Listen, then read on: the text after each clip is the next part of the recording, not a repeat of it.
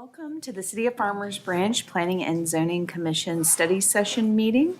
I'd like to thank all the commissioners for their service today. We'll begin with item A1, discuss regular agenda items. And that takes us to item C1, consider approval of the February 27th, 2023 Planning and Zoning Commission minutes and take appropriate action. Commissioners, any errors, typos, omissions, edits? Noticed. All right, seeing none, we'll also have a public hearing that will be similar to what we'll discuss here in our study session. So we'll go back and do that. The second public hearing we'll have on the agenda will be a consideration of the request for a specific use permit for an animal kennel without outside runs play area on a portion of approximately 4.3 acre property located 4280 Spring Valley Road and take appropriate action. You'll be presenting this one. Yes, any questions on this item? I do have a quick question, which is, anyway, so I was adding it, it looks like it's about 3,000 square feet for use for this. And so it's gonna be subdivided, because it was like almost 8,000 square feet. Yeah, no, the suite is about 8,000 square feet, and in the staff report, I think I totaled up the rooms within the suite that are dedicated to boarding or the play areas, and that may be that. That was about 3,000 feet, or 3,000 square feet, right? And I was just curious what the other Yeah. space was gonna be used for. No, on the floor plan that was included in the staff report, and I can pull it up if you wanna look at it, but, they've got areas for grooming, for office space, conference rooms. There's a retail showroom at the front, and so that's where the extra square footage. But it's is. all It's all one suite. one business utilizing the whole space, okay. Yes. So my question was, if they don't have any outside area? No, No, or just no runs? Nothing outside of the building. They only offer boarding for cats, and so everything is internal. Any other questions? Is it necessary to do a SUP for all 4.3 acres and they're only using about 8,000 square feet? We will actually in the ordinance, when the city attorneys draft the ordinance, we will refer to that specific square foot. So it would apply only to that square footage. Okay. Good question. All right, and I skipped our item D1 because it is the same as the next item on our study session, and so to prevent reading this entire paragraph twice.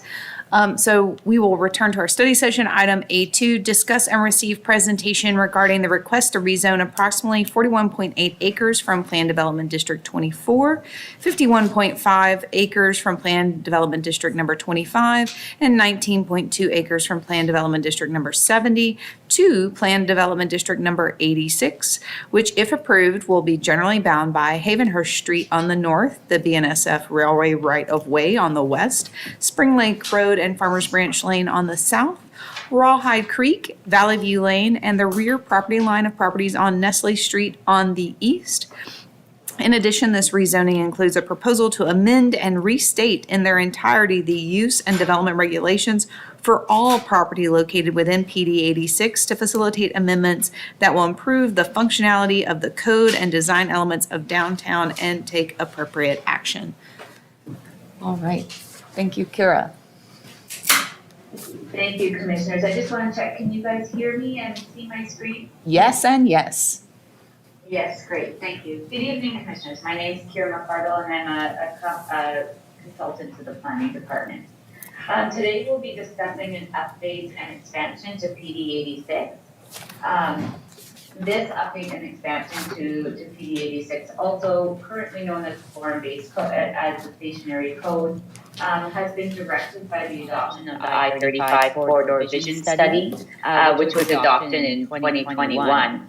One of the priority items within that Corridor Vision Study was the establishment of a form-based code within the area on the west side of I-35 East to facilitate its redevelopment in a form that would be complementary to the station area on the east side of I-35 East. If this form-based code is adopted, it would take lands from the current PD 24, PD 25, and PD 70 to PD 86 and PD 86 would become about 256 acres in size. This second map again, shows the existing station area code on the east side of I-35 East, and the proposed expansion, which we refer to as the West Branch area, in blue on the west side of I-35 East. So together they would form what in the revised form-based code we refer to as the downtown form-based code. There are additional amendments to proposed for PD 86, and those do relate to the expansion of PD 86 to the west side of I-35 East. So we did need to add additional street types and building envelope standards to facilitate the form of development that's envisioned on the west side of I-35 East, and our consultant Gensler will discuss those amendments in more detail shortly. In addition, we did make other amendments to the plan to ensure that things such as street types were reflective of the Public Works Department's current plans for the area, and that they're also reflective of current road right-of-ways. Other amendments have been proposed, such as those to signage. Signage, for example, is in response to feedback that we have received from developers in the area who wish to have more flexibility with regard to signage so that they can better advertise their developments and businesses. The required rezoning the required notification for the rezoning was undertaken in support of this application. All landowners within the current PD 86 and proposed expansion were notified, as well as all property owners were within 200 feet. To date, no written response has been received by the city, and staff is recommending approval of the rezoning as presented. So now I will hand things over to our consultant Gensler. Kim and Barry, are here to present more detail on the proposed updated and expanded PD 86, and both staff and the consultant will be available for questions afterwards. Thank you.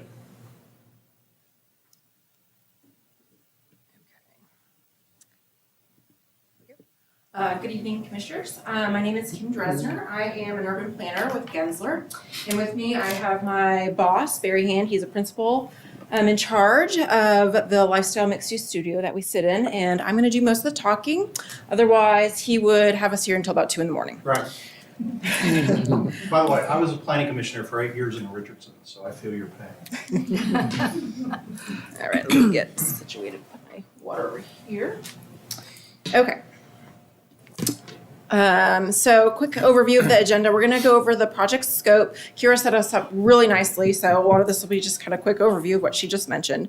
The downtown form-based code boundary, we'll go over that one more time. An overview of the changes made by chapter, and the renderings that we've added into the new updated document, and then we'll have some time for questions and answers.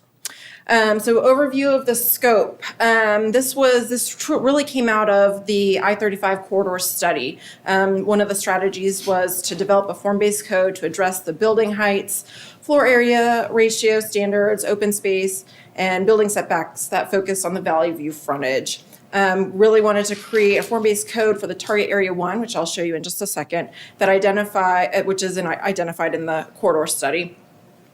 As an addition to the PD 86, which Kira just mentioned, to create consistency between the east and west sides of I-35. And this is just a continuation of the betterments improvement that has already been approved to really solidify the east and west side of I-35.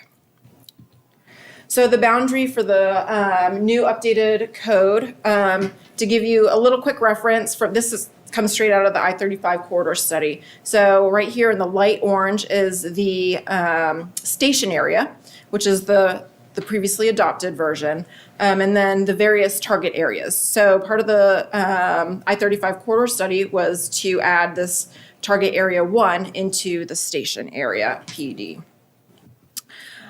So with that, you can see right here in purple, again, you saw this just a few minutes ago, is the existing station area boundary. And then in the blue is what we're now calling the West Branch area. And we are, the I-35 corridor had originally identified basically a boundary from this property all the way to Valley View, to Valley Branch, to Branch View up to Havenhurst. And as part of our discovery, we decided that it might be ideal to add in going all the way to the railroad and then down to Spring Lake, just to create some viable development opportunities. And then the whole project, or study area, I should say, is this dotted black line. So going all the way around. All right, overview of the changes made. So the introduction, we added language describing the West Branch area in the introduction chapter. Chapter 2 is the regulating plan, and this is where a ton of additions happened. So we added some rules for development to the West Branch area and incorporated some graphics to illustrate the directions given.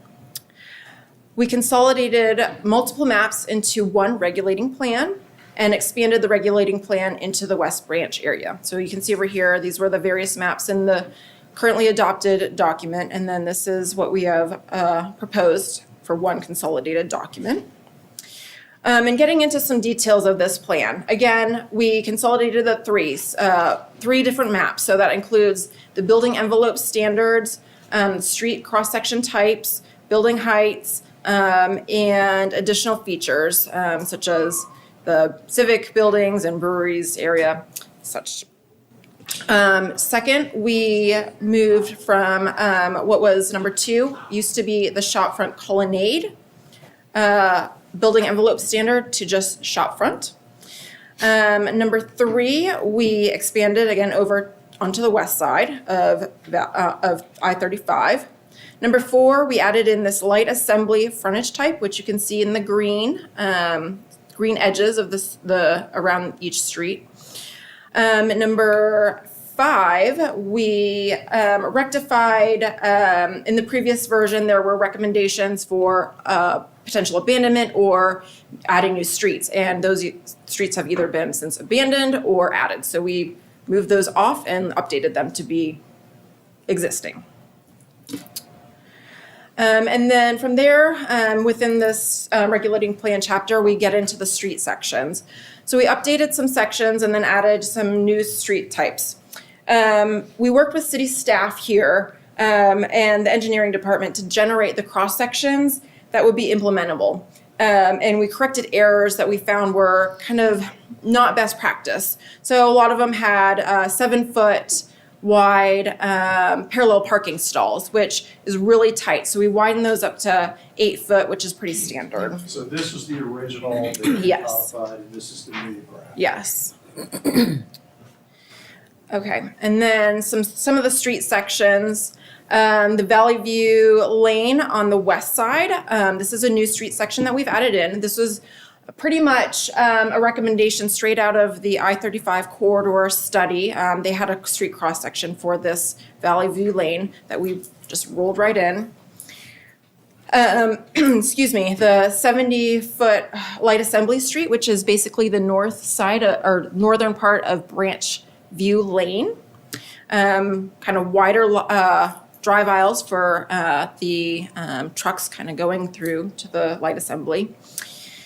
And then on the southern part of Valley Branch, we've got the 90-foot street, which has where there's an existing landscape median. We're keeping that and just kind of getting the street to be a little bit wider to accommodate that for the southern part of that street. And then Denton Drive, this is on the east side, as I'm sure you all are very aware. So originally on the adopted plan, some of the changes that were recommended were 2 lanes going in each direction. And this has been changed, again, working with the engineering department, to 1 lane in each direction and adding a bike lane that has each direction, going in each direction. And then moving into chapter 3, this is the building envelope standard. So there's 2 main things that came into this chapter. The shopfront site originally was the shopfront colonnade, and we kind of removed that just to make it shopfront, cleaned out all the colonnade guidelines, and pulled the building up to the required building line, the RBL. And then we incorporated best practices to make development more feasible. Were you going to say Is this something? the one that had the raised floor originally? The raised floor. It was set back and it had a colonnade going Okay. through. So some of the best practices that were incorporated here are originally, or in the adopted document, the minimum ground floor height was 15 feet. In the development world, 12 feet is pretty standard, so we wanted to make this a little bit more development friendly. So we dropped it down to 12 feet. We're allowing for patios and outdoor dining to really make sure that this area is lively and approachable and really set for outdoor dining and community gathering. We also allowed or put in language for pocket parks to be in part of this shopfront area, as well as the street wall. Originally, it was a minimum of 6 feet in height, and we changed it to be a maximum of 5 feet to allow eyes to penetrate into the area, make it a little bit more pedestrian friendly. A little more, yes. Can you tell me exactly where this is? I know that you may have to go back to that Yes. map, but So the shopfront area is, go back one more, is this white area right here on Valley View. So just this white strip between William Dodson and basically the rail line. got it. Thank you. Okay. And then from there, the next major change to this chapter was we added in the light assembly building envelope standard. So this follows the same format as the other three, the shop front, the general, and the local building envelope standards, with the use, the height, the frontage sections. So for uses, the permitted uses include small scale industrial type uses such as small scale office, warehouse, assembly, packaging uses. And then of course we want to include supporting uses such as live work units, retail, service, institutional uses and such not. And we wanted to make sure that this is a place where people want to be and congregate. So we're making sure we're excluding or prohibiting tobacco sales, pawn shops, vehicle maintenance, heavy machinery, those type of uses. For siding, we're requiring 65% of the building facade to be built to the required building line. And loading areas, so in the document there, it's broken down into type A streets, which I would consider more of the pedestrian friendly front door, and type B streets, which is more of your back of house. So we're requiring all loading and parking facilities happening on coming in from type B streets. And then if there's no alley access, we're requiring a 50-foot setback from type B streets to allow for proper loading for the big trucks. And then the vegetative screen, we're requiring a vegetative screen to be used along any unbuilt RBL or required building line or type B streets to really screen any of the loading or parking or just sites that you really just don't want to see. Going into the height requirements, the regulating plan dictates the minimum height requirements, which in this area is generally 1-story minimum. Ground story height shall be a minimum of 12 feet with a maximum of 30 feet. Upper story shall have a minimum of 9 feet with a maximum of 14 feet. And then again, the screening wall, there can be a masonry screening wall, or it can be a vegetative screening wall. We did some initial stakeholder engagement sessions early on in the process, and one of the stakeholders had mentioned that the screening walls were, masonry screening walls were very cost prohibitive for them. And so we wanted to give them another option where it could still be aesthetically pleasing, but gives it a little bit more cost efficient option. And then elements. The entrances should be a significant focal element to the building. We're requiring at least 20% of the facade to be fenestration, and clear story windows are encouraged to help articulate the building facades along type A streets. Okay, and then streetscape standards. So this is chapter 4. So the main things that we added into chapter 4, the streetscape standards, were addressing civic greens as they're applied into the West Branch area. And then we expanded the tree list to incorporate all the trees that you see here. And then our architectural standards is chapter 5. So in this chapter, we removed all building materiality to be compliant with House Bill 2439. We added architectural guidelines for the West Branch area, and we revised the signage standards to allow more flexibility. Chapter 6 is the administration chapter, and we had no changes to that chapter. Chapter 7 is the definitions chapter, and we removed words that were no longer used in the document and added words such as light assembly, home occupation, and motel to the definitions list. And then finally, moving into the renderings, we added 4 new renderings into the document, 2 of which are on the West Branch side and 2 of which are on the station area side. So the first 2, this first one is in the West Branch side. This is along Valley View, just west of I-35, looking west on Valley View. That would be fabulous. Wow, love that. Thank you. And then this one is a conceptual rendering of the light assembly street frontage development in the West Branch area on a public-private partnership civic green. So we wanted to show an option of how it might look if we could green it up and just get people out and engaged a little bit more. And then moving back to the station area side, this is a rendering of the general frontage in the station area along Denton Drive. And then kind of catty corner, this one is, again, another general frontage along Valley View. And that is the end of my presentation. So I do have a question. Yes. So when you said you expanded the tree list, what do you mean by that? The tree list, Kira, please jump in if you. Yep. Yeah. Do you want to jump in? I can jump in, yeah. So we did expand the tree list in response to comments that we've had from developers.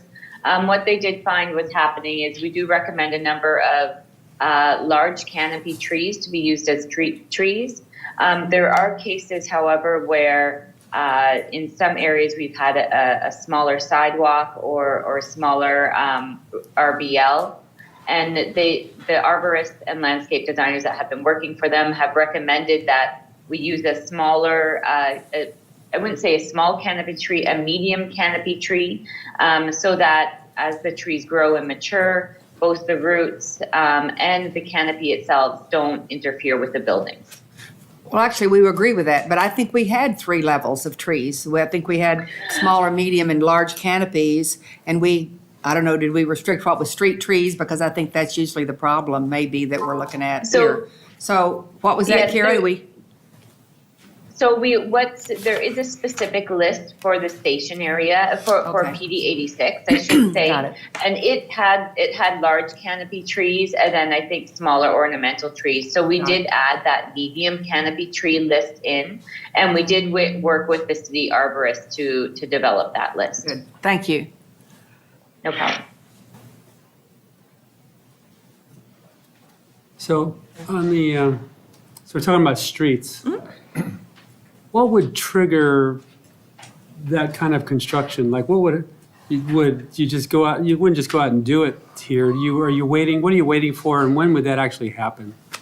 You mean on the west side? Any of them, let's say Denton Drive to two lanes, Valley View. I mean, there were some somewhat significant changes in the streetscapes. Like when would that actually occur? So the Denton Drive project is kind of gonna happen with the private development that's happening or in the works. So we have a potential apartment projects that going through the review west of the station or the station parking area. And of course, the Dallas Stars, they're building another new building. It's going to be a multi-sports indoor sports facility. So all those buildings do have frontage on Denton Drive. So with this new design, what we did was, when we looked at the expansion to the west side, we also opened up the existing PD zoning and looked at the street section, worked with Public Works team very thoroughly and seeing that what is in their plans and what's going to work in terms of future implementation. So that's how those cross sections have been updated. So Denton was I guess, a easy example because yes, there are plans already put in place where we will implement those. If you go to some other cross sections, the way it usually happens, and Barry can probably answer this better than I can, it happens as with the project. As those blocks redevelop, those are the standards we are going to stick to and make sure that that's how they're either orienting the buildings. If there is any right-of-way dedication that has to happen, that's when we ask for those. Or if it has to push more closer to the property line, those are the design elements staff will be reviewing plans based off of. Another option for totally new cross sections, I guess on the west side, would be based on our CIP projects and priorities. If those are listed as our priority projects, then the city can provide funding from general funds and do those cross-section improvements. Okay. Are there any maximum height definitions? Like there's a maximum height of these buildings in different areas? I know there may I be know some we had- restrictions due to the airports in the neighborhood, but Yeah, usually our Is that codes always say identified? it's the FAA regulations. I know there are some minimum height requirements. Yeah, yeah, there, I've seen the minimums. I just didn't see any Yeah. maximums We throughout did this. it. there was some height maximums associated to being adjacent to single-family residential, but there was only one parcel that That impacted. made that so. criteria. So if only the property is adjacent to single family, there would be a maximum height limit. Otherwise, generally, there's no, There is no okay. height limitation. There's a lot of detail in here. It's really hard to, to absorb all of this. All of the, looking on the map that we're talking about with the numbers on it, 1, 2, The regulating plan? you know, with all the different street types. Yep, I will get back to that. Whoops, there you go. Yeah. there. Now, are the different street types, there's a whole bunch of them here, are they generally labeled according to how wide the streets are now? Most of it is street width, right? They're not labeled based on how wide they, well, on here they're not. In the, when you get into the document, yes, it has like the widths. Right. They basically kind of look like they've got the total width and then the section is kind of laid out like that. So. If I could add to that, that was one of the things that we did work with the Public Works Department on. In the station area, we did revise some of the street types to ensure that the street type was reflective of the existing right-of-way.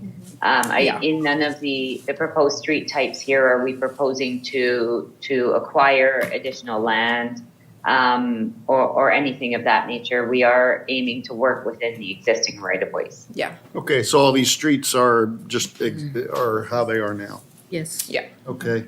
And the blue shading indicating 3-story minimum covers a lot of area. Are those, does that reflect the buildings that are there now or just the new buildings that would be constructed? Yeah. Construction. New. New. Yeah. You're aspiring to that form. Okay, okay. Now, will there be any impact to the existing fee structures that are there now in some of these spaces? Do they have to do any changes, upgrading changes to meet The buildings these? that are there are legal. And I won't get into legal non-conforming and all that. But over time, if they want to do modifications to those buildings, they would need to go through the city and filter through this form-based code. Can I ask why we didn't go west at all of the railroad tracks? Because I know, and I don't remember which conversation, which group I was participating in when we discussed a long-range potential for that to be utilized as a north-south railroad. And I know that's like 20 years out, but I mean, does it behoove us to incorporate all the way over to Sinlac at all in this sort of initiative to make sure any redevelopment there could help us be attractive to such a potential, even if it's 20 years out? I was Shuko, gonna would you like start. me to? I was you gonna go ahead, start Shuko. with the I-35 corridor vision study. Kira, do you have that map with the target area boundary? This one? That's in here. Yes, so I believe originally the target area one that was recommended within the I-35 corridor vision study was actually smaller. When we were working on this particular project scope with the consultants after we selected them, it was one of the recommendation that they chose to go higher or bigger boundary made more sense. And also that railroad corridor, in my opinion, acted as a natural kind of a demarcation point or almost like a barrier. You're right that the Irving to Frisco corridor rail study that's going through COG, that's a really long-term study. So right now, we want to see how this code process is successful over the next, say, 5-10 years in triggering better redevelopment west of 35, because the goal is to make both sides of 35 corridor along Valley View look more cohesive, more pedestrian oriented, more beautification, because those are the primary gateways to the city, both sides. So the focus had so far been on the station area. We kind of want to expand that on the west. Depending on the success, there is always room for expanding. But initially, we wanted to keep that boundary east of the railroad corridor. I know Barry, Akira, you guys want to add something to that? No, I think in the grand scheme of things, it's smart to start getting your arms around. If you feel like there's a development pattern going that way, and you feel like there could be some transit, I don't know, Sharupa, if there's any stations or anything planned along there. Yes. For sure, if you've got stations planned, you want to get your arms around that sooner rather than later. But to Sharupa's point, this was kind of the scope we arrived at for this form-based code, and we're always for more, right? But your instinct is 100% correct, that it's easier to get it put in place now, as long as it's not inhibiting development. Well, all of that I land was- is built out at the moment. We would really just be talking about redevelopment, not new development Right. currently, Right. right? So, Right. I was just going to add to what Shrupa and Barry said, is that in support of the I-35 corridor vision study and as a part of this plan, we did do some market analysis trying to predict what, development may occur over the horizon of the plan, the next 20 years or so. And this seemed to be about the right size. I think if we were to have gone much larger, you could run the risk that any new redevelopment could be diffused throughout the area. Whereas this gives the area, I think, a better chance. And if that, the market can always change. And like Shrupa Barry said, we can always make changes to the plan or the plan area as time goes on. okay. A question about the northeast corner up there that is really, seems like it's a lot different character than the rest of the entire section.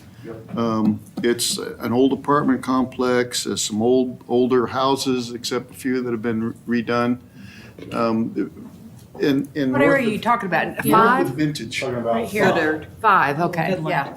And I was just wondering what you thought you could do to that would affect the Valley View sort of downtown area, or if you would think about keeping it residential, or what was the idea for that area? Mike, I'll answer that before they even talked, to say that there was just announced, I don't know if you saw, but there is that older apartment complex is being redone as a newer, quite nice apartments that will be greater Been density. rebuilt or Yes. just, oh, good, nice. So I think that speaks to your exact question and also indicates that the market is already hungry and ready for this kind of next step. So at least I read the press releases, they sounded very encouraging, and I think, again, it supports this. Might have seen something about that. I thought it was talking, I didn't look at exactly where it was. I thought it was talking about those apartments that are being built now, the condos maybe. Yeah, so this area in the blue, this is local frontage, which is very conducive to the residential. And it's very pedestrian oriented with stoops and walk-ups and whatnot. So we didn't actually make any changes to the language regarding all that. So that was already existing in the form-based code. Okay. So I had some questions regarding the streets. I heard some mention that there was some work done with the Public Works Can you expand on that a little bit? Was there any traffic flow studies done to determine the flow of traffic that we currently have in these streets, and as well as what the future might hold, and given that we may be modifying these street somewhat? Yeah, so we worked with staff worked with the engineering department to kind of solidify all those issues. Sorry, I got distracted. What was the second part of your question? No, I'm just wondering if they've done traffic flow studies Oh, or traffic any flow studies. Can you infrastructure speak to work that? regarding drainage and all of those utilities and things like that. I know there's some mention in here about moving overhead power lines. I just didn't know if, as we're affecting changes to these various streets, some of which are main arteries, have we done studies to look at that, and or public So works? Or- We are, to clarify one thing, we are not really changing any kind of main traffic flow here. So what we have tried to do is working with the Public Works team, worked within the existing right-of-way cross-sections and come up with the cross-sections that fit the kind of the future building form and site design that's prescribed in this PD. So for example, on the Denton Drive, I'm picking on that again. The projects that are being designed facing Denton Drive, that's the cross-section that kind of allows that type of development, because you want on-street parking, you want people to be able to park and go to the leasing office and walk on wider sidewalks. So that has been So is that- discussed does with that- Public Works. Does that indicate a reduction in lane overall? So if we have 3 lanes, we're going down to 2 lanes? Denton To Drive allow does for that? have a plan for reduction of 1 lane in one direction. So, So right now, I think it's 3. so we don't have any studies on whatever that traffic flow is. We do. Whether it Actually, would be Public Works does impacting traffic them. counts every 3 months. They get traffic counts every 3 months on all the major And arterials. so somebody had made the decision that, given the current traffic flow, would not be reduced or impacted by Yes. such change in the streets. Yes. Isn't there also a major 5-year traffic study every 5 years? Oh, my God.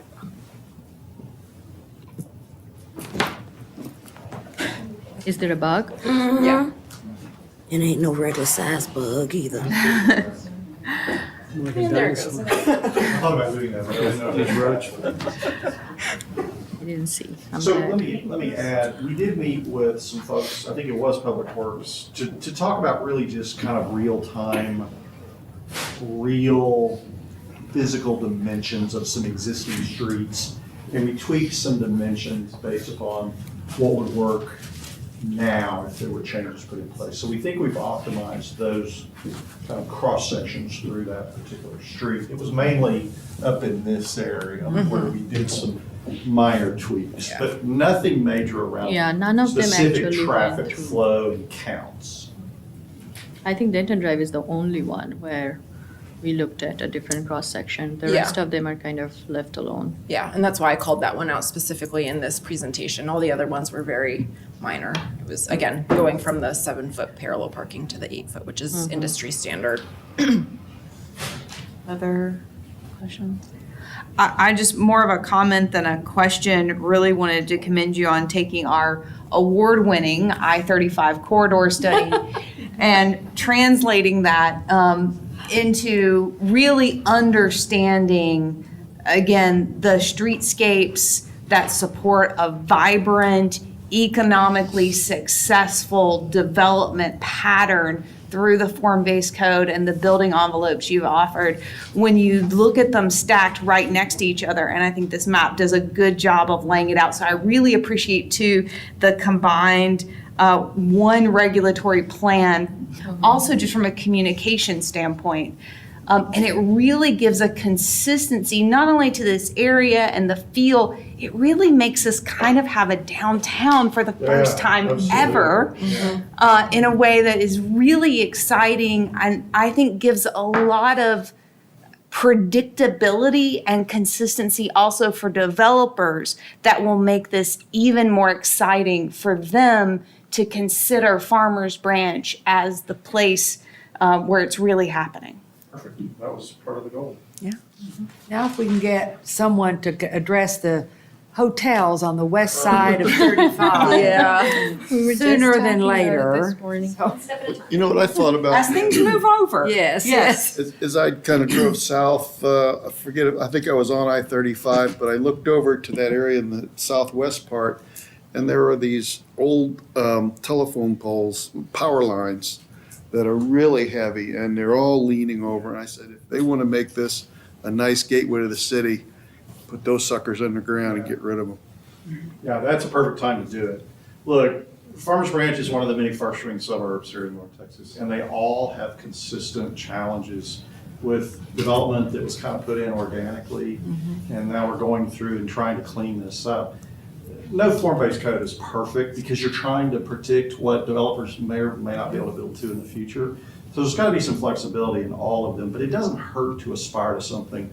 When someone comes into Sharipa's office and said, what does the city want here? That's half the time, that's all developers want to know. What do you want to do here?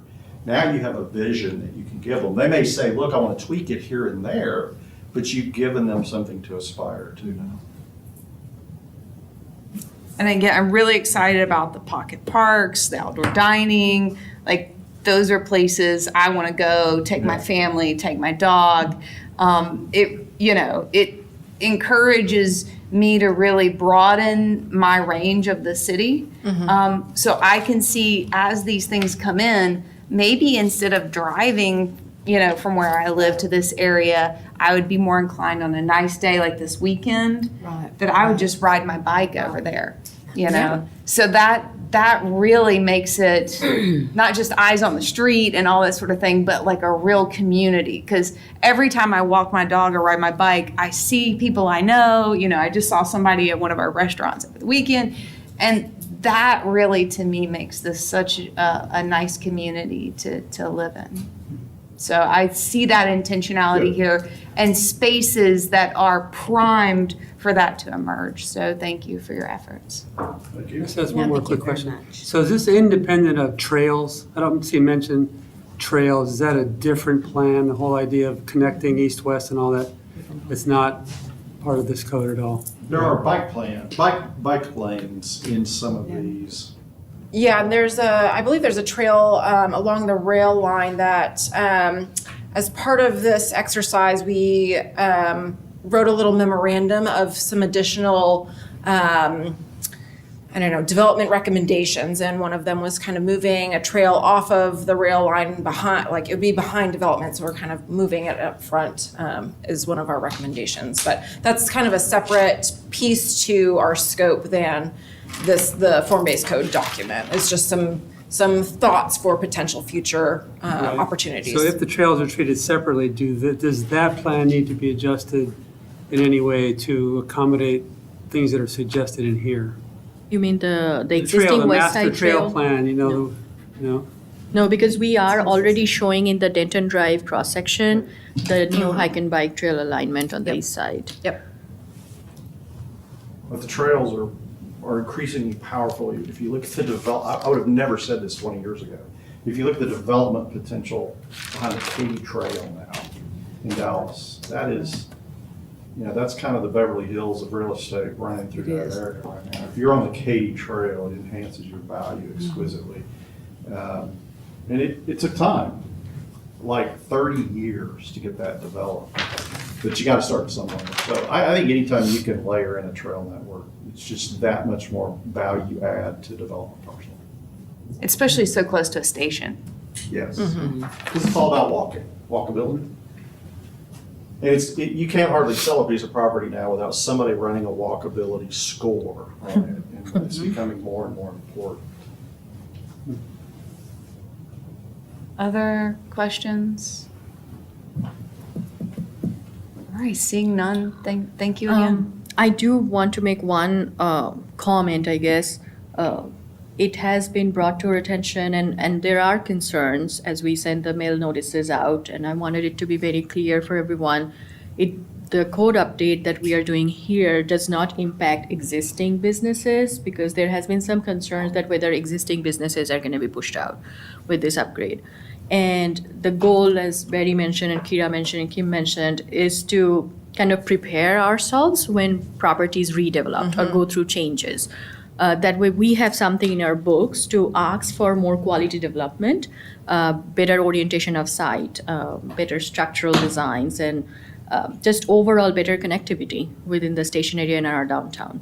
So I just wanted to make that very clear that it's not, the goal is not to affect the existing businesses or the existing properties that are already there legally. So just to add to one comment to that, is my understanding that 550 some letters went out to surrounding, and we didn't receive any letters of approval or denial of this in any way. It seems a little odd to me that we wouldn't get at least something out of the 500. We did receive multiple phone calls, though.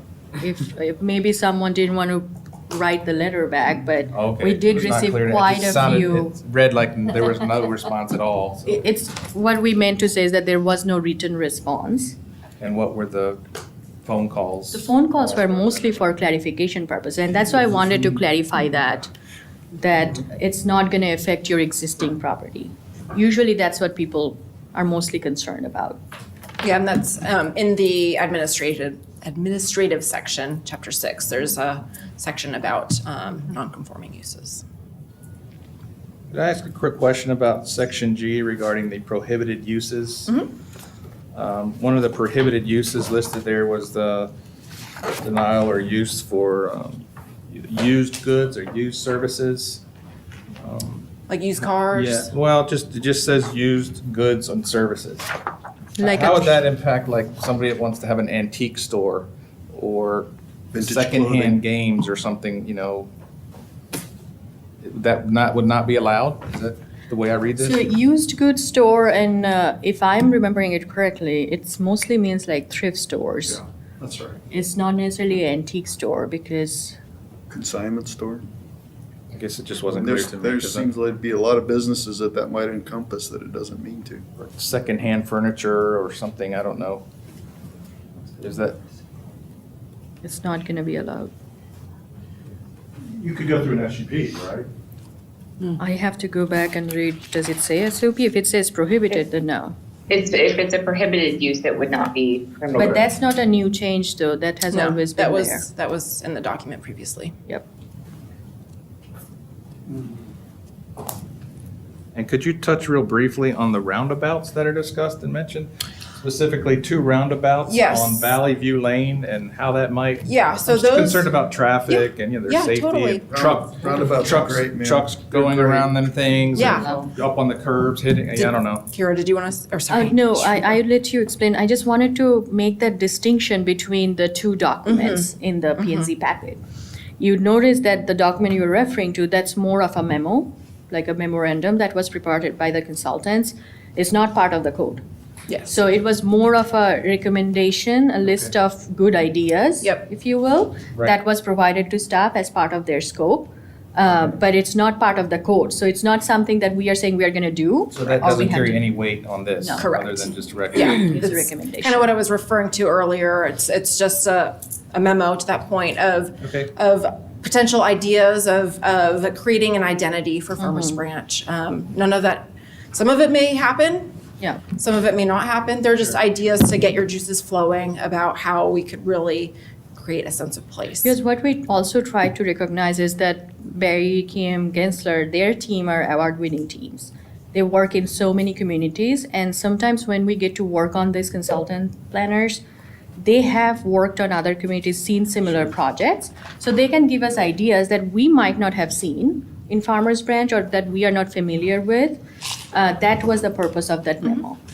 But it's not necessarily something that's going to be tied to the code. Correct. Let me just add something on roundabouts or traffic circles.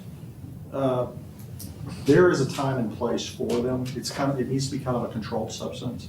Because again, traffic circles are by nature about keeping cars moving. That's the whole point of a roundabout, is you never stop. And they're not always really conducive where there's pedestrian crossings. So we like to use them in very small scale in neighborhoods where we're trying to slow traffic. But a larger roundabout that's carrying maybe 2 lanes of traffic in both directions, they're almost never walkable because nobody ever stops, and you end up putting in traffic lights so the pedestrians can cross.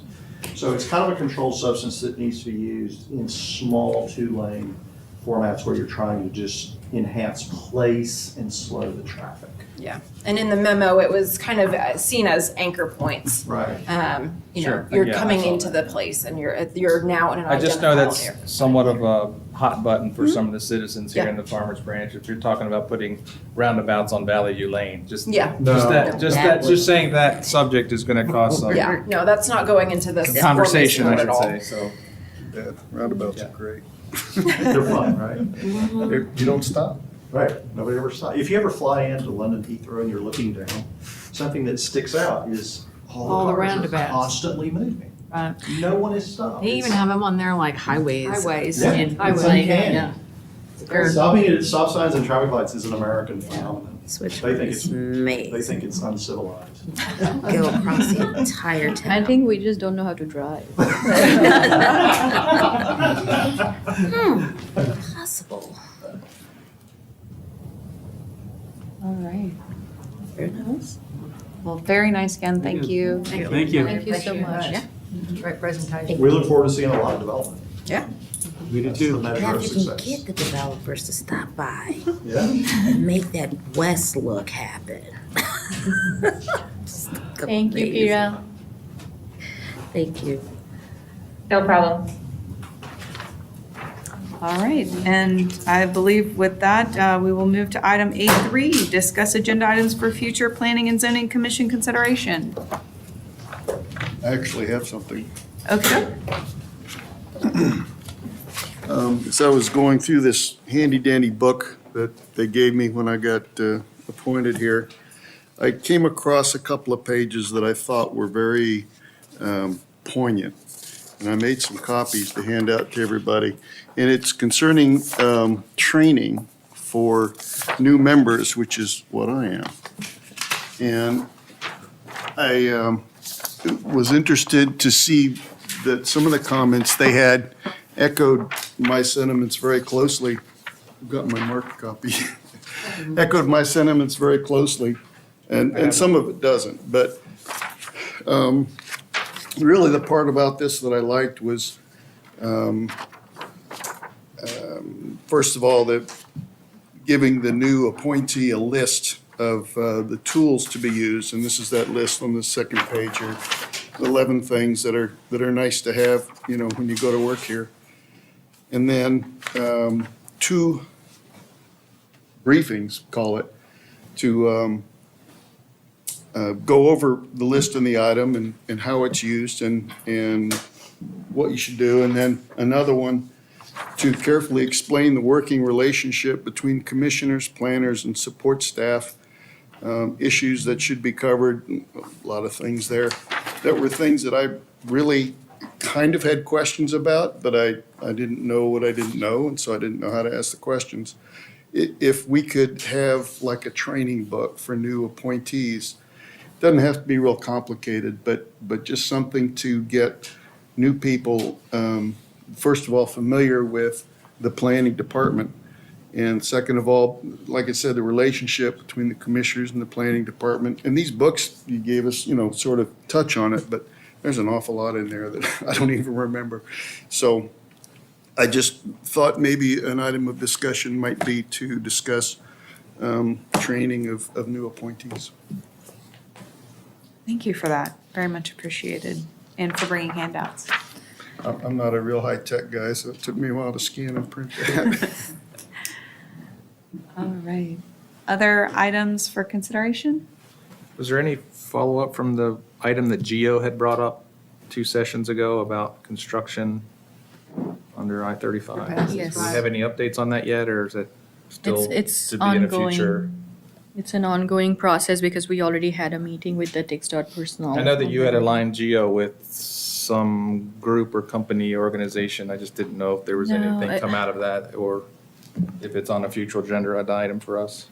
As I mentioned in the last meeting, and I'm not going to go into too much detail as it's not listed on the agenda, we have connected Commissioner Zavala with the Chief of Staff, Gloria Terrain, who was working on a similar issue with City of Dallas. Additionally, we and the planning staff, me, myself, Kira, and Public Works team, we have had another meeting with the TXDOT engineer, who is responsible with the design. So we are looking at those design improvements that Commissioner Zavala had mentioned. So it's undergoing. But I don't have a concrete status for you yet because they went back with that information. They're gonna come back to us with an update. Could I request such an update status to a future agenda item? Yes, and I believe we already have that in our list. I just don't have the status yet to give that update. Thank you. I just am curious, are we firmed up for the 20th? Are we a go? Yes. Yes, okay, great. Thank you for that as well. Great, all right, well, that will conclude our study session at 6:25 PM. We will reconvene downstairs.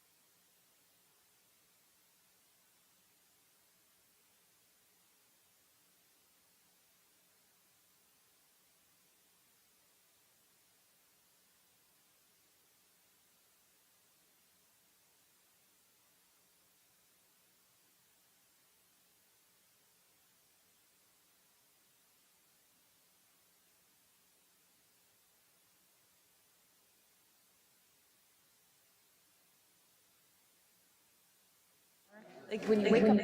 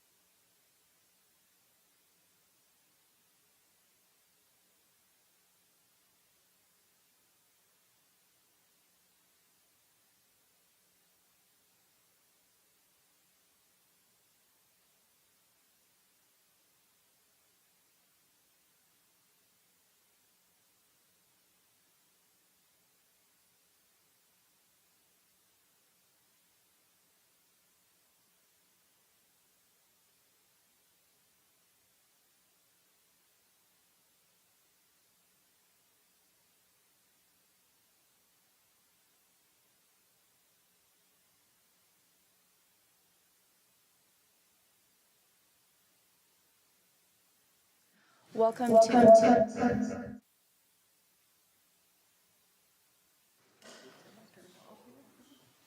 Welcome.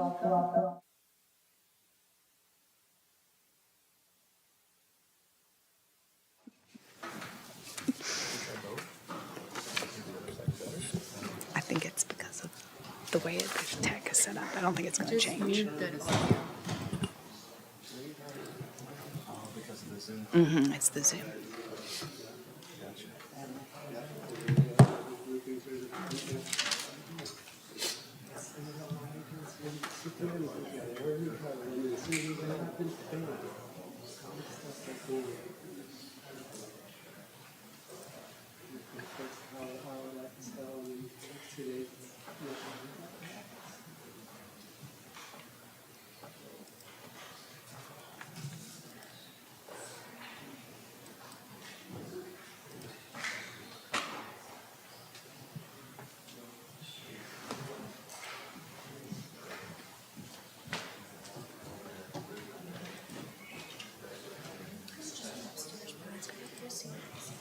Okay.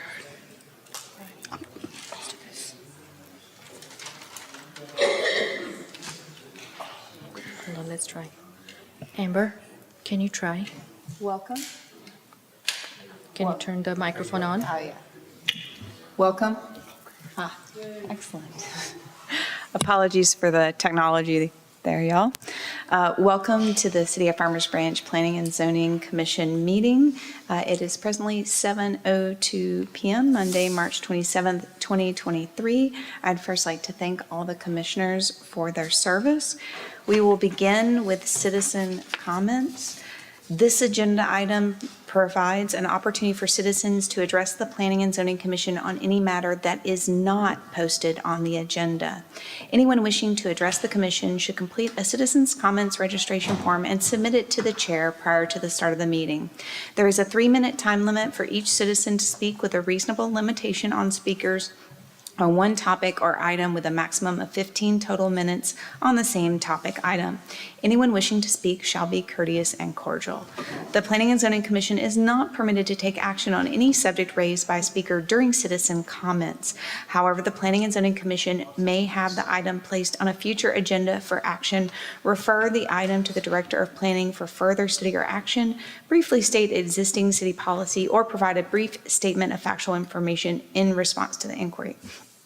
Just a note, I did read some citizen comment forms, but I believe they're actually on an agenda item, so we will address those, not at this time, but during the public hearing that is open for that agenda item.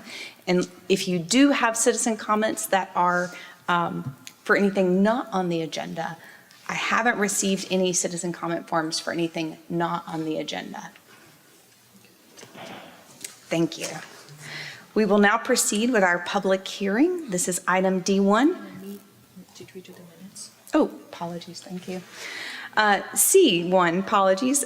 Consider approval of the February 27th, 2023 Planning and Zoning Commission minutes and take appropriate action. Commissioners? I move to approve minutes as presented. Thank you, Buzz. Second. Any further discussion on the item? Seeing none, we'll move to a vote. All those in favor? And that carries. Thank you. Now we move to the public hearing, item D1. Conduct a public hearing and consider the request to rezone approximately 41.8 acres from Plan Development District Number 24, 51.5 acres from Plan Development District Number 25, and 19.2 acres from Plan Development District Number 70 to Plan Development District Number 86, which, if approved, will be generally bound by Havenhurst Street on the north, the BNSF Railway right-of-way on the west, Spring Lake Road and Farmers Branch Lane on the south, Rawhide Creek, Valley View Lane, and the rear property line of properties on Nestle Street on the east.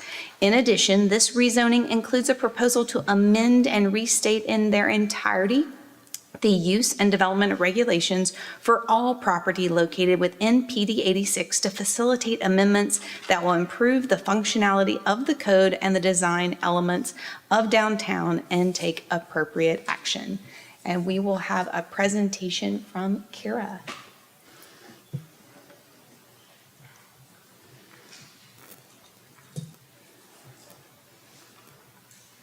Kira's on Zoom, but she may be having trouble hearing us.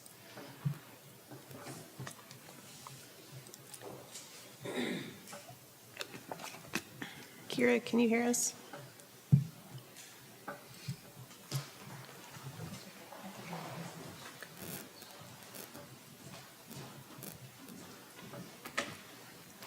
Apologies, as our colleague is zooming in. Sherpa will.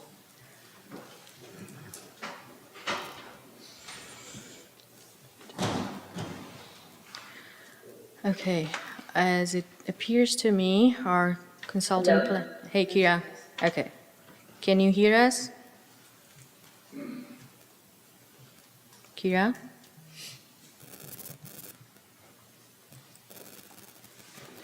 Kira, can you hear us? It's showing as your microphone muted.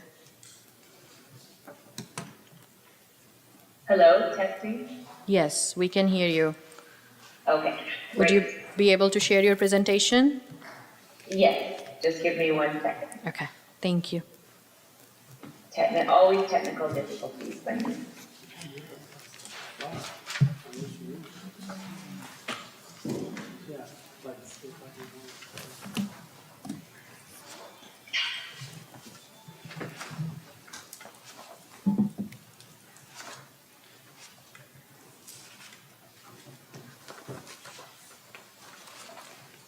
Good evening, Commissioners. My name is Kira McCardle. I just wanted to take a second and make sure you can see my screen. Yes, we can. Yes, great, thank you.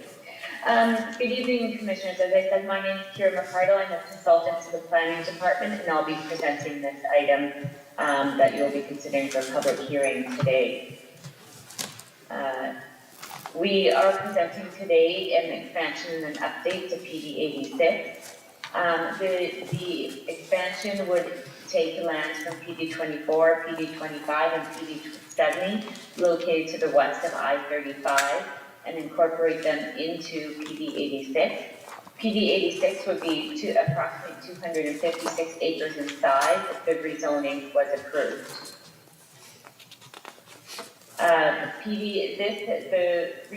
The direction for this rezoning has come from the I-35 corridor vision study, which did identify the area, as you can see in orange on the west side of I-35 as target area 1. It was identified as a high priority for redevelopment within the I-35 corridor. And the vision for it was for it to act as a work-centered counterpart to the station area on the east side of I-35. Together in this update of PD 86, the east side of I-35 East is referred to as the station area, and the west side is referred to as West Branch, and together they're referred to as downtown Farmers Branch. In addition to the physical expansion of PD 86, a number of other updates to the form-based code have been undertaken as a part of this city-led application. The purpose of the amendments has been to reflect the expansion to the west of I-35 East. So we did the staff, together with our consultant Gensler, who is here today as well, did develop new building envelope standards to accommodate the light assembly frontage that is contemplated within this updated version. In addition, we have added some road right-of-way, road or street types that would accommodate pedestrians as well as truck traffic in the expanded west area. In addition, updates have been reflect current standards and practices. So we did work very closely with the Public Works Department to ensure that the street types would be reflective of current road right-of-ways and current capital projects within the Public Works Department. In addition, we did add some flexibility and make some changes in response to developer feedback and landowner feedback that we have received over time. And in general, we have made a few tweaks to reflect best practices for the development of a transit-oriented development or downtown. With the regulating plan, which is one of the main sections of the form-based code, we did combine, I'll just go back in the slide just for 1 second. We combined 3 maps that were in the existing version of PD 86 into this one map here to make it much easier to read, thereby making the plan easier to understand and implement for both staff, developers, commissioners, and the public who may be using the plan. We have added new street types, as I mentioned. The image here does show the intersection of Branchview Lane with Valley View Lane, where we're still accommodating truck traffic, but also accommodating pedestrians and the existing median within the right-of-way. In terms of building envelope standards, we have added a light assembly building envelope standard. This building envelope standard is located on the west side of I-35 East. We have made one major change or key change to the existing building envelope standards on the east side of I-35. We did remove the colonnade building envelope standard, which was located in the central portion of Valley View Lane. The reason for it being removed is that to date it had not yet been implemented. So we modified the building envelope standard for one that would be more compatible with the existing development that has occurred along along Valley View Lane, while still keeping that Main Street feel within the central part of the station area. And lastly, the last area of key change I would say would be to the architectural standards. We did add flexibility to the signage regulations in response to feedback that we had received from developers in that they wanted to be able to use signage tools such as monument signs or increase the size of their signs slightly to increase visibility and advertisement for their developments or business for their developments or businesses. And we did make some modifications to the building material direction that's provided within PD 86 as a result of HB 2439, which does not allow cities to require certain building materials be used. We do still provide some direction towards building materials. For instance, the PD 86 does encourage that a variety of building materials be used, and it does also encourage that high quality building materials be used. However, it is more of an encourage statement rather than a require. So as a part of this city-led rezoning application, the required notification did take place to all landowners within the existing station area and the existing the expansion area as well as all landowners within a 200 feet radius of this area. To date, no letters of opposition have been received from within this boundary. There we go. Thank you. And to sum up, I would say that staff is recommending approval of the zoning request to rezone lands from PD 24, 25, and PD 70 to incorporate them into PD 86 and to make the updates to PD 86 as presented. Thank you very much. Staff is available for questions, and also we do have our consultant Gensler here as well. Should the commission have any questions for them as well? Thank you very much. Thank you, Kira. We will hear from staff. Thank you, Kira. Thank you, Madam Chair. And thank you for being patient with us while we worked through the technical difficulty at the beginning of this item. I just wanted to add, Shrupa Sen, Deputy Director of Planning, I just wanted to add few clarifications towards the end of this presentation, which is, of course, this is a two-part zoning request, as Kira mentioned. We have the existing station area form-based code, which is east of 35. If you, Kira, if you want to go back to the map where we are showing the two parts. Yes, thank you. So on the right side of your screen, kind of the purple shaded area, that's the existing station area code. So not much is really changing within that existing station area code. What you see today is kind of remaining. We are doing minor changes, such as she talked about signage regulations. We are providing more flexibility, certain changes with the cross sections of the streets that is compatible with the Public Works work program. However, the main change is on the west side of 35. That's the new area that is being added to this zoning district. That is to support our I-35 corridor vision study goals and objectives to make a more seamless, connected downtown area for Farmers Branch. The clarification I wanted to add is any of the existing properties within both the current PD as well as the expanded area, they are not affected in terms of how their buildings interact right now with the street, how their buildings are sited. None of that is affected with this rezoning. However, if any of those properties redevelop, say the building is destroyed or demolished and a new user comes in on that property, that's when this new code will be applicable. I wanted to clarify this point because I know it can get confusing when we were talking about a large-scale rezoning of this nature. So thank you so much. I just had that clarification to add, and I'll hand it over to the Madam Chair. All right, this is a public hearing.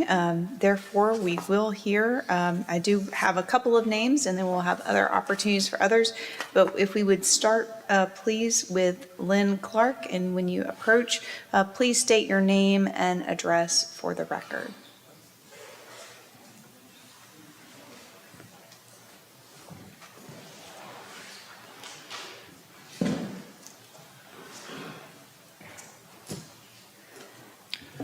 Lynn Clark, on the property at 13221 B Street.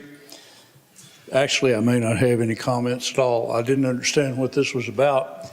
It sounds like it really doesn't include, or there's no changes to our property on B Street. Is that correct?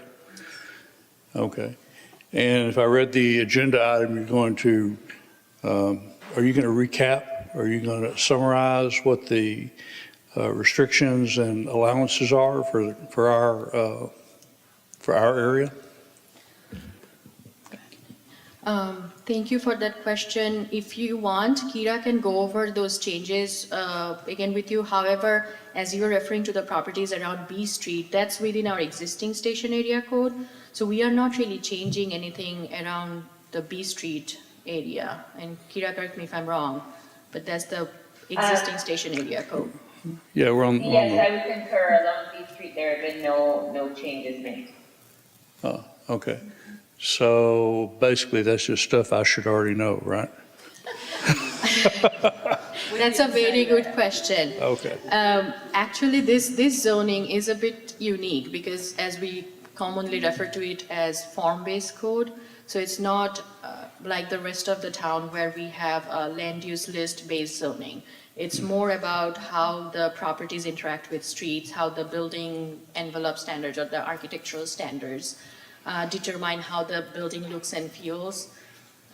It's not very strict, okay, you have a list of uses and that's what you do. But if you have an existing property, whatever rights you had, say yesterday, is the same rights you have moving forward.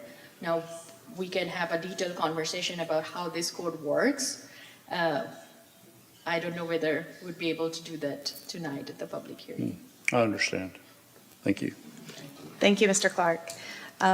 Next on my list is Jack Schieffer. If you would please state your name and address for the record.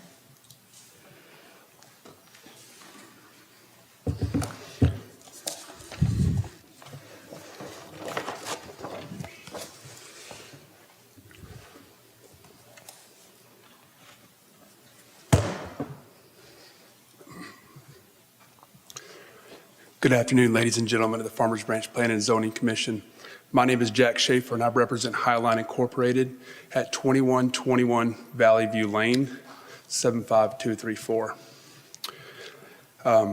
Please allow me to say thank you first and foremost because we're very excited about some of the plans that are going to be developing this property and enhancing it. It's something that's probably a long time coming for sure. Along with that, let me just say that we are a national headquartered company out of Farmers Branch, and we're excited to see a safer place to do business, but we remain steadfast in our commitment to the community and our Highline team members who do call Farmers Branch home. We have 175 team members within our company, 75 at our home offices, and we enjoy an average tenure of almost 15 years per team member at our facility. So very, very long. I was very pleased to learn earlier today and then just a while ago to be briefed that the goal is to not affect any existing buildings, only the new ones on the PD 86 development west of the I-35 corridor. Please hear me clearly. Highline wants to remain in Farmers Branch, and we want to continue doing business as we always have since going into that building in 1980 in our current location without any participation in any eminent domain processes. Our company was founded in 1959, over 64 years ago here in Dallas. We come from those humble beginnings. We're a third-generation family business. We have now over 100 stores in over 46 states. Our national distribution center, our national headquarters, is right there at 2121 Valley View Lane. We have become ingrained in the Farmers Branch community and continue to this day as an essential business serving over 35 industries, including hospitals, railroads, utility companies, public works companies, construction, contractor companies, transportation, metal equipment, hotels, resorts, hospitals, television companies, plus 20 other industries. We distribute small electrical mechanical maintenance products, terminals, cable ties, chemicals, hydraulic pneumatic fittings. Anything a maintenance person or technician needs to build or create anything, we supply those products, and we've done that at that building since 1980. We are beyond excited to enter 2023 as a third-generation family. As I said, my name is Jack Schaefer. I am a representative. I am that third-generation family member. I'm excited to continue business here in Farmers Branch, and we remain fully committed to excelling and growing out of the location that we're in now. We keep our grounds pristine, mature trees, exquisite landscaping, constant improvement to our building and parking lots. I think you'll see if you drive by, we are a very nice presentation to the community and those around us. I have a few questions for the folks of the commission, if I may. Just so you know, that is the warning on the time, so if you could be just brief. Okay. Can you please confirm that Highlands property is indeed located within the boundaries of PD 86? If I can comment, yes, I believe it is located within the proposed expansion area. Okay. And can you confirm that any rezoning or area modifications will go through the normal notice and comment process? As it was said in the presentation, is they go through the notification process for P&D, and there will be a notification process prior to council public hearing as well. Perfectly. And on that side of the potential redevelopment, has there been any set aside or earmarked funds to be used to compensate the area business where the property is taken through the procedure of eminent domain? Kira, let me answer that question, if you don't mind. I wanted to clarify, this is not a eminent domain process. This is a city-initiated rezoning process where we are basically adding this zoning designation to your property. However, it does not affect your property. It still stays with you. It does not affect the business. The land uses that are currently allowed are going to be allowed. The building envelope standards that she has been referring to, or Kira has been referring to, they stay with the new code. However, only if you are changing your building, say to a scale of adding a new building on your property, that's when this building envelope standards will be applied. So this is not a eminent domain process that you just referred to. This is a normal public hearing process for a rezoning. Okay. So one last question. If we were to lose our building to a fire, what percentage must remain to not fall under the new code? We follow the regular non-conforming that is applicable anywhere within the city. So there is a non-conforming rights section. So there is a percentage, and Kira, correct me if I'm wrong, I believe it's 50%. If it's destroyed more than 50% by fire or flood or natural disaster, then it has to be brought up to code. Okay, very good. And has the BNSF Road contributed to any involvement whatsoever on the railway or the train station for the I-35 corridor? The train station actually does not exist. I believe the train station you are referring to is from the I-35 corridor vision study. Yes. So that's the Irving to Frisco corridor, which is a long-term study that is being performed by North Central Texas Council of Governments, City of Farmers Branch, as well as all the other area cities that are partnered with DART, Dallas Area Rapid Transit, as well as they are member cities with COG. They participated in that study as technical advisors. However, that's a planning study with almost 30-40 years time frame, and no funding has been earmarked for that corridor. So it's a long-range transportation study. So that the station location is not an exact location. That's a tentative hypothetical location, but it's long ways out in terms of funding as well as finalizing. They will have to go through several other studies before that plan is actually put into action. Very good. I thank you for your clarification. Thank you all for your time today. I will yield back. Thank you. Again, this is a public hearing. Anyone else wishing to speak, please approach the podium and state your name and address for the record.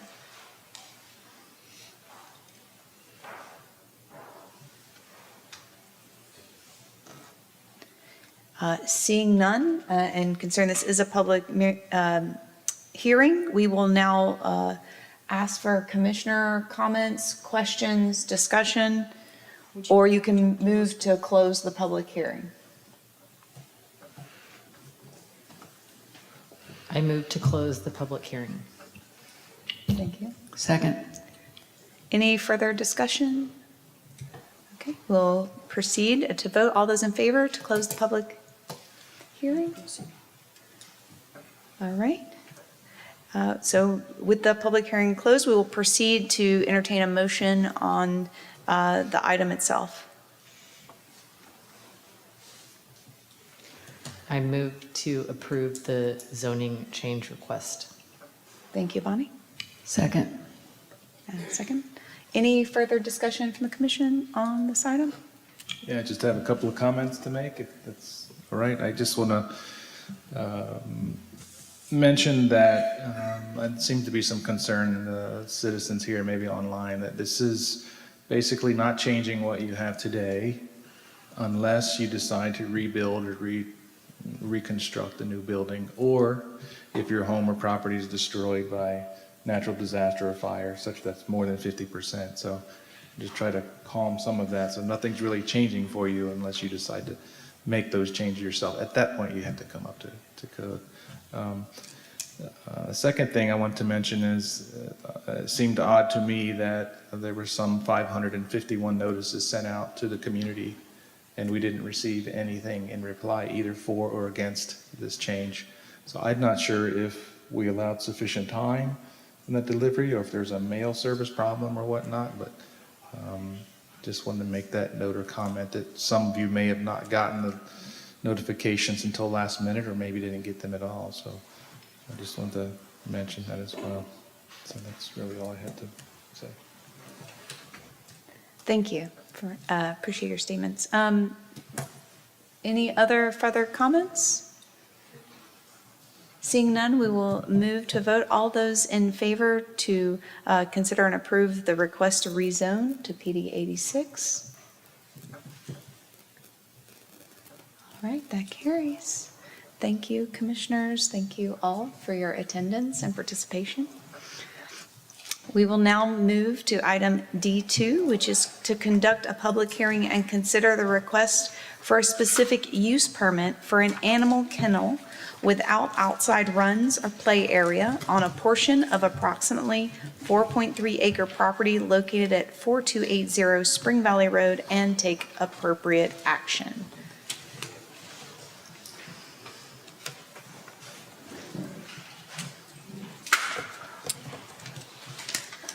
Good evening, Commissioners. Sarah Bergman, Senior Planner.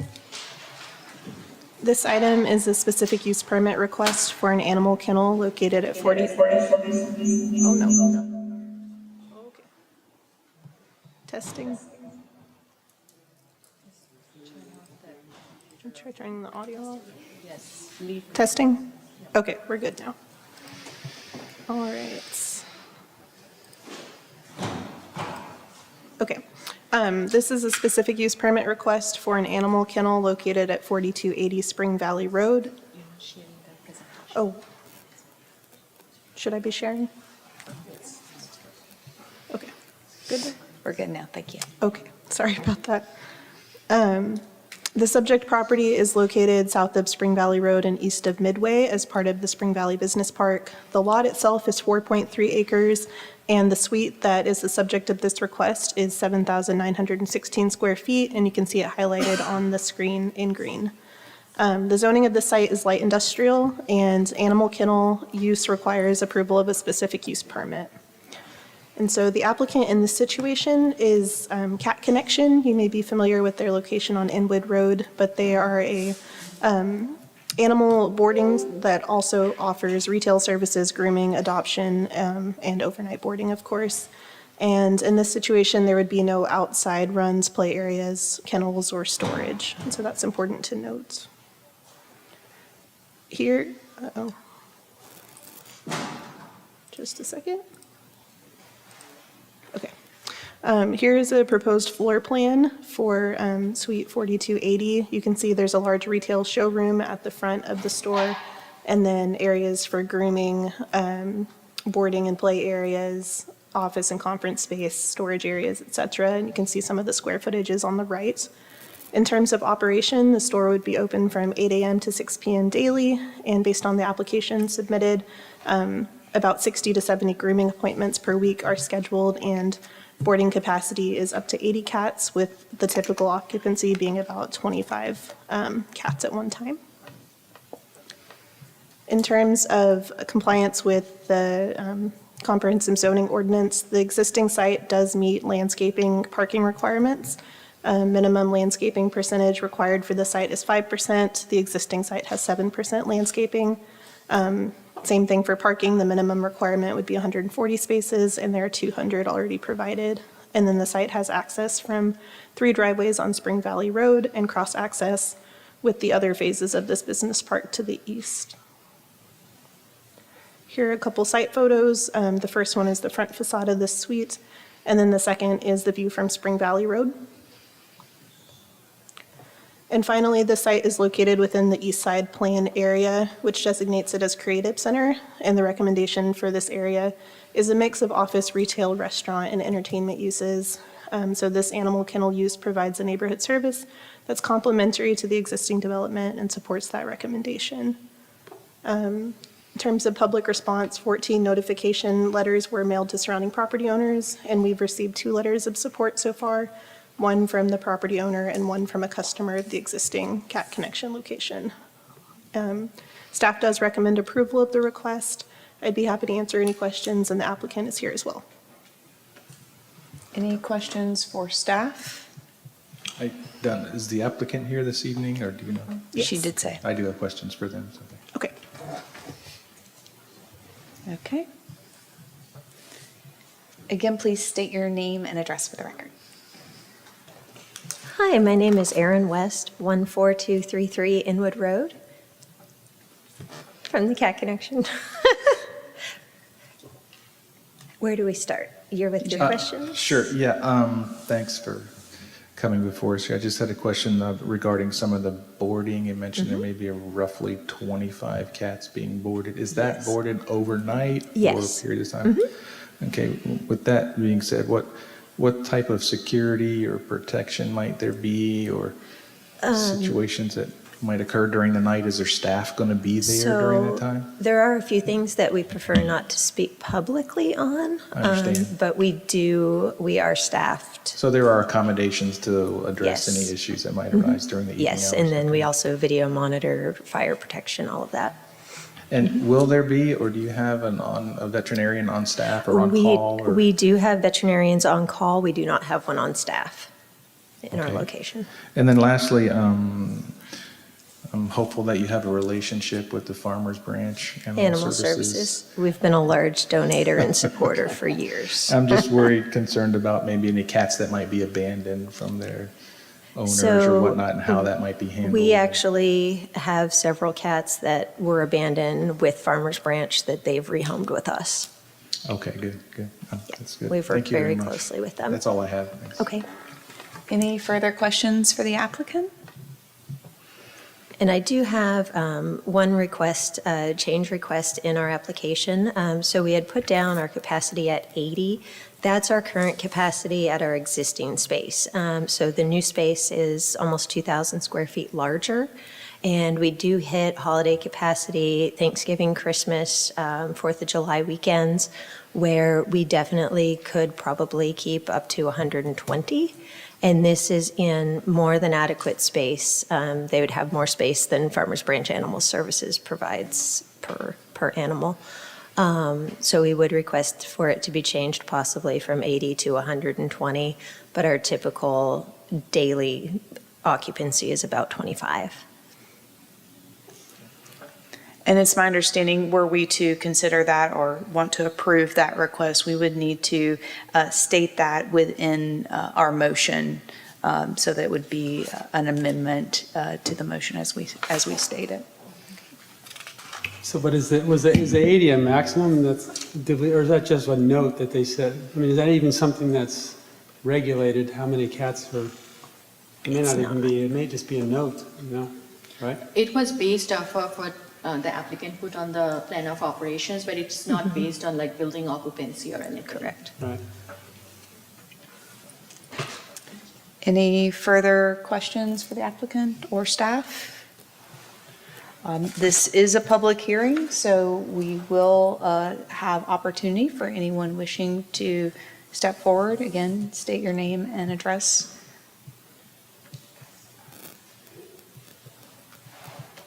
Anyone at this time? Okay, seeing none, we will first entertain a motion to close the public hearing, and then we will move to the item itself. I move that we close the public hearing. Thank you. Second it. Thank you. Any further discussion on closing? Seeing none, we will move to a vote. All those in favor to close the public meeting? That carries. Thank you. And now we will hear a motion on the item. I move to approve the specific use permit with the change of allowing 125 cats. 120. I second. 120. Okay.